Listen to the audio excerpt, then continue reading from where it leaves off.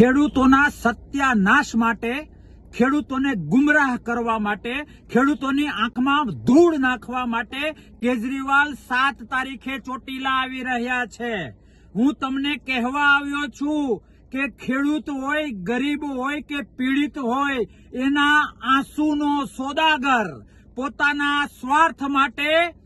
દુખીના આંસુનો સોદાગર માત્ર અને માત્ર પોતાના સ્વાર્થ માટે, પોતાની સત્તા લાલચા માટે, પોતાના કંઈક ને કંઈક નકારાત્મક મહત્વાકાંક્ષાઓને પૂર્ણ કરવા માટે કેજરીવાલ ગુજરાતમાં ચોટીલા આવી રહ્યા છે।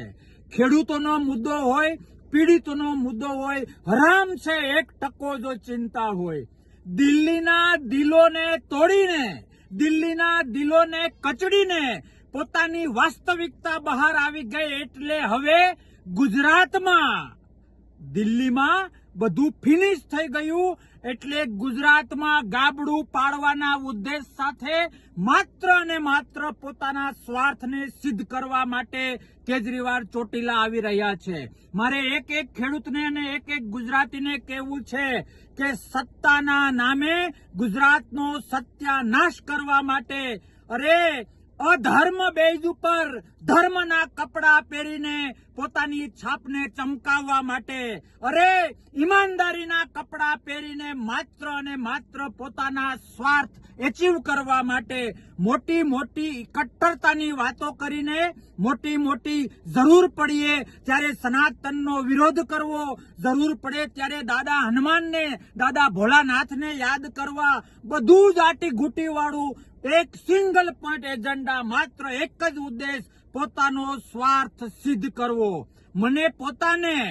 4 વર્ષ અને 2 દિવસ આ માણસને ઓળખતા થયા। રાષ્ટ્ર માટે ક્યાંક ને ક્યાંક નકારાત્મકતા, પોતાના સ્વાર્થ માટે ગમે એટલું ખોટું બોલવું, અરે યુવાનોની જિંદગી સાથે લડતો આ માણસ, યુવાનોની જિંદગીનું, ભવિષ્યનું જે થવાનું હોય એ થાય, તાકાતવાળા માણસોનું જે થવાનું હોય એ થાય, બસ હું અને મારી સત્તા, દિલ્હીમાં જે થયું અને એને આધારે જે દિલ્હીમાં સત્તા મેળવી એ મારે કહેવાની જરૂર નથી। આવું તો ઘણું બધું અસત્ય ઢાંકવા માટે સત્યનો ડુપ્લિકેટ આશરો, મારો કહેવાનો મતલબ એ છે કે સત્યના કપડા પહેરીને અસત્ય કરવું, અનીતિ માટે નીતિના કપડા પહેરવા, અધર્મ માટે ધર્મના કપડા પહેરવા, પોતાના સ્વાર્થ માટે ખોટી ખોટી ભવિષ્યની વાતો કરવી, ગુજરાતનો સત્યાનાશ કરવા માટે, ગુજરાતમાં ગાબડું પાડવા માટે, ગુજરાતના પરસેવો પાડનારા લોકો, ગુજરાતના પરસેવો પાડનારા ખેડૂતોને ગુમરાહ કરવા માટે કેજરીવાલ આવી રહ્યા છે। લોકશાહી છે એટલે અમુક રીતે એને ન રોકી શકાય, પણ 4 વર્ષ અને 2 દિવસમાં આ વ્યક્તિને જે હું ઓળખ્યો છું, આ પોતાના સ્વાર્થ માટે ગરીબોના આંસુનો સોદાગર વ્યક્તિને જે મેં નજીકથી વાસ્તવિક રીતે